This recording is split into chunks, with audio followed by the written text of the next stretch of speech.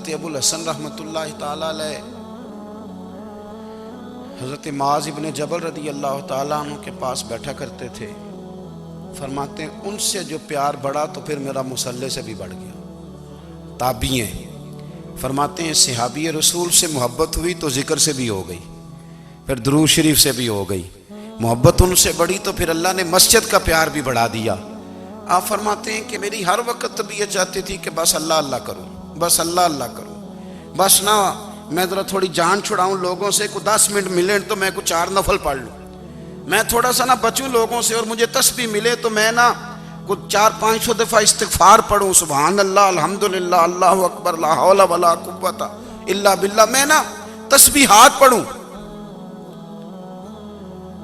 فرماتے ہیں کہ بچے تھے گھر میں 6-7, غربت تھی, کام ملتا کوئی نہیں تھا, اور میں کام چور نہیں تھا, کام ڈھونڈتا تھا, پر اللہ کی قدرت کے کام نہیں ملتا تھا. فرماتے ہیں کہ میں نے ایک دن اپنی اہلیہ سے کہا کہ آج میں پھر جاتا ہوں کام ڈھونڈنے. تو میری بیوی بڑی فرما بردار تھی, پر اس دن نہ غربت کے ہاتھوں تنگ آ کے کہنے لگی آج نانا کوئی تو چیز لے کے آیا, تو مجھ سے بچوں کی بھوک نہیں دیکھی جاتی ہے. سب روگاں دا روگ محمد جس دا نام غریبی, کنڈ بلا کے لنگ جاندے نہیں دوست یار قریبی. آج نہ کچھ لے کے آیا تو میں بچے لے کے میکے چلی جاؤں گی.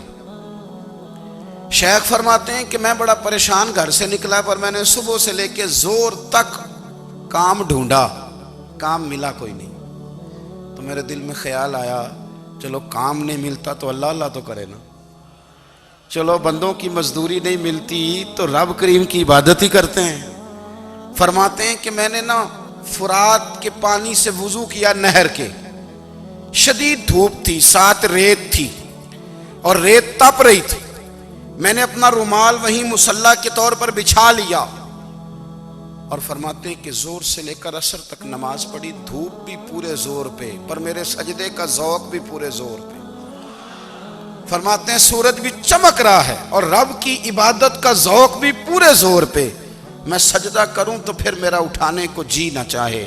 میرے استاد لکھا کرتے تھے, یہ ان کا شعر ہے, وہ کہا کرتے تھے مجھے سوز دے, مجھے ساز دے, اور مجھے نیم شب کا نیاز دے, دم سجدہ خود کو میں توڑ دوں, مجھے ایسا ذوق نماز دے. اور میں تیری بہار کا پھول ہوں, میں کھلا بھی ہوں تو تیرے لیے, مجھے میری شاخ سے توڑ لے, مجھے اپنی زلف کا ناز دے.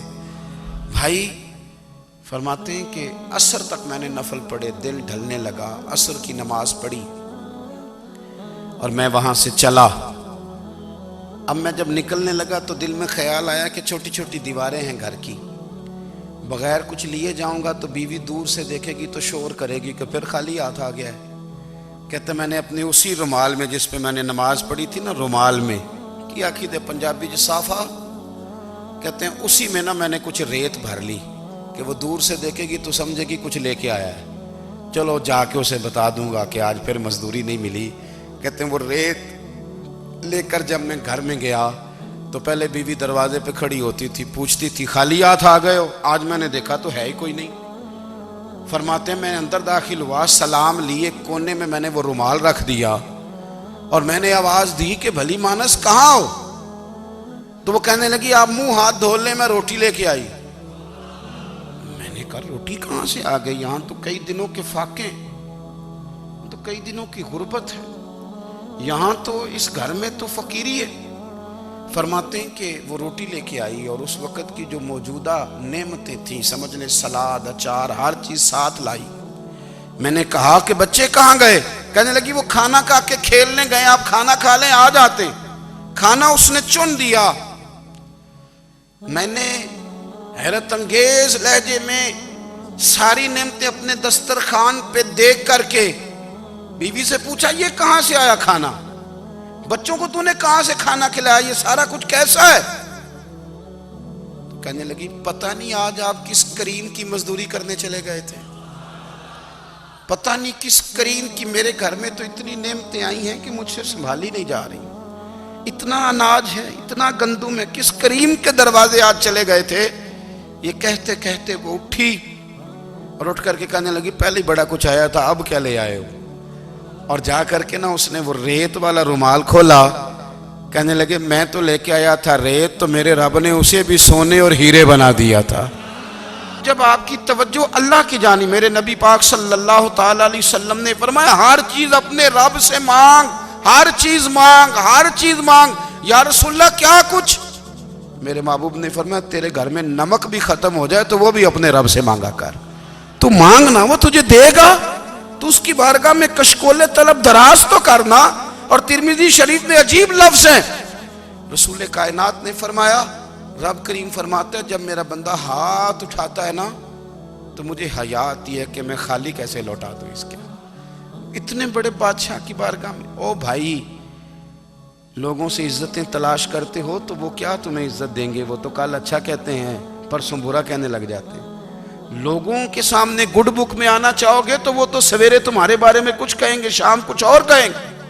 اپنی روحانی زندگی آباد کریں، اپنے مسلح کو وقت دیں، اور دنیا سے چھپ کر اس موبائل کو بند کر کے اور اپنے آپ سے بھی چھپ کے اور تنہا ہو کے چھپا کے سارا کچھ اپنے آنسو اپنے رب کی بارگاہ میں پیش کریں، اس کے حضور حاضری دیں۔ سنو نا ترمذی کی حدیث، اور اسے یاد رکھنا، نبی پاک علیہ السلام نے فرمایا اپنے دکھ لوگوں کے سامنے نہ بیان کرنا، سیٹھوں نوابوں کو نہ بتاتے پھرنا، دنیا داروں کے سامنے جا کے نہ رونا کہ میں تکلیف میں ہوں۔ فرمایا اگر دنیا داروں کو دکھ بتاؤ گے رب تمہیں کبھی غنی نہیں کرے گا، اور لوگ ہیں کہ الٹا مذاق اڑائیں گے۔ آپ کی جس سے بڑی پکی یاری ہے نا، پکی، وہ تب تک پکی ہے جب تک آپ نے 50,000 مانگا نہیں، اور جس وقت آپ نے کہہ دیا کہ میں مجبور ہوں میری مدد کر تو پھر ختم ہو گئی دوستی۔ لوگوں کے تعلقات آپ کے ساتھ تب تک ہیں جب تک آپ ان سے کوئی ضرورت وابستہ نہیں کرتے۔ کریم محبوب فرمانے لگے بندوں کے سامنے دکھ نہ بیان کرنا، اللہ تجھے کبھی غنی نہیں کرے گا، تو اپنے دکھ اپنے رب کو بتا، تو دعائیں مانگ، تو اس کی بارگاہ میں حاضر ہو، تو اس کے حضور عرض کر۔ فرمایا اپنے دکھ اپنے رب کو بتا، وہ جلدی کرے یا دیر سے کرے تجھے ساری دنیا سے بے نیاز کر دے گا، تجھے کسی کا محتاج نہیں رہنے دے گا۔ اپنے مسلح کو، اپنی دعاؤں، ایک بزرگ فرماتے ہیں میں نے دعا مانگنے کا طریقہ اپنی بیوی سے سیکھا،